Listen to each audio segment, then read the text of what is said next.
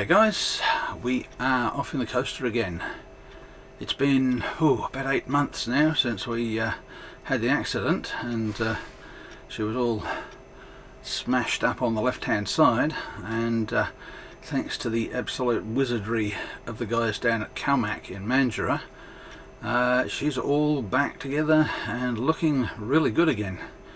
So this is the first chance we've really had to get out and do something in the coaster, and plan A is to head for Esperance, visiting a few places along the way, and from Esperance we plan to head north to Norseman, and if the weather is good to us, and it doesn't look like it's going to be, the plan was to cut across the unsealed road to Hayden, but it looks as though we're going to have to go to Coolgardie and come back along the Great Eastern, maybe. Anyway, that's plan A. And plan B, of course, things change as you're heading along, and everything could completely go upside down depending on what the weather does and just what circumstances are at the time. So we'll see, but we hope to get out to Cape Le Grand, spend at least one night out there, and yeah, we'll see what happens. I guess it's just going to be one of those trips where we've got it all planned out, but the weather looks like it's going to go sour on us next week. It's Sunday now. We're due to head off on Wednesday, so only a few days left. We're just getting the coaster all sorted out. She's been serviced, so yeah, there's not much to do now. We're pretty well packed up, and the next time I chat to you, I guess we'll be on the road somewhere. Stopped at a little fruit farm place just outside of Dwelling Up, and they got some amazingly big vegetables here.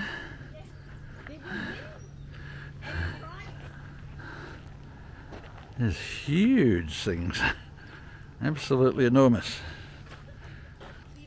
You can see how big they are, with Dorothy giving them some sense of scale there. These things are enormous. 200.6 kg.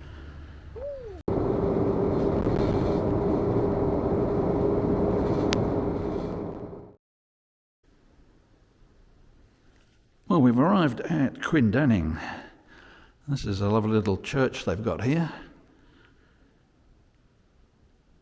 Very nice little stone church. I don't know if we've been inside before, but decided to stop and just take a couple of pickies, update our footage if nothing else. But plan A was to stop at the tavern here overnight. It's only 11 o'clock, so we're yet to make up our minds whether we go with that plan or we keep moving on to Dumbleyoung. Little piano, I'd assume, down there. I assume this place is still in use.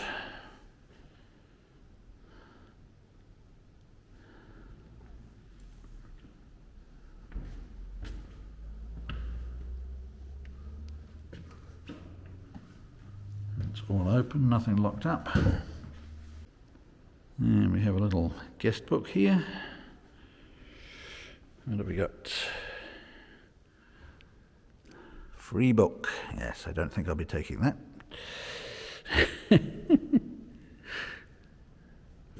So that is, let's have a quick look at that. That's a donations box. Thank you for any donations. So that's a donation box.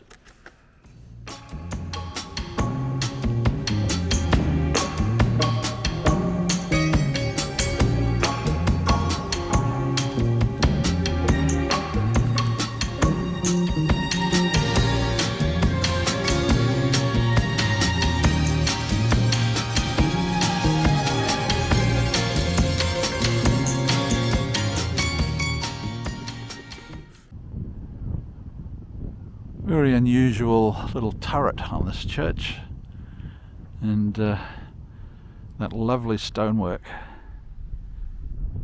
It's a very attractive little church.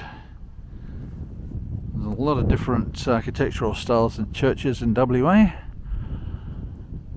but for a little country church, This is quite impressive and very attractive.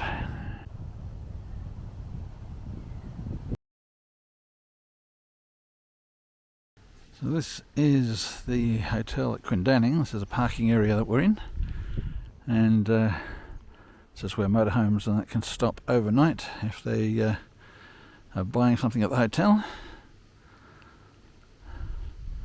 So nice to have the coaster back on the road after 8 months of complete inactivity. The only thing that's not so good is I repainted the old trailer at the back, and something has gone horribly wrong with the clear coat I put on top. And as you can see, it's a horrible mess. Something has gone really sadly wrong with that. I don't know why. It's all gone yellow. I actually spent a fair bit of money getting the same colour as the coaster to put underneath it. But yes, that stuff has really gone yellow and disgusting looking. So I'm going to have to do it all again, I guess. I'm going to get the sander out and redo it ready for next year. But after all the effort I put into that, it really looks terrible now. Thankfully the old coaster is looking pretty good. All that damage that we had along the side here, as you can see, the guys at Calmac worked their magic, and you would not even know that that's been damaged. They've put it back in as new condition, which is excellent.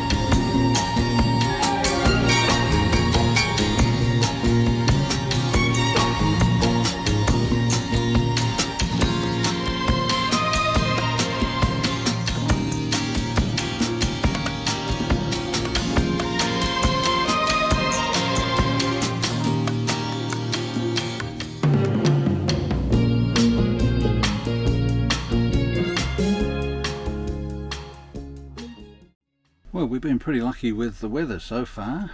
We've just had a bit of a rain set in about 4 o'clock. Came down for a little while, but it seems to be clearing again now.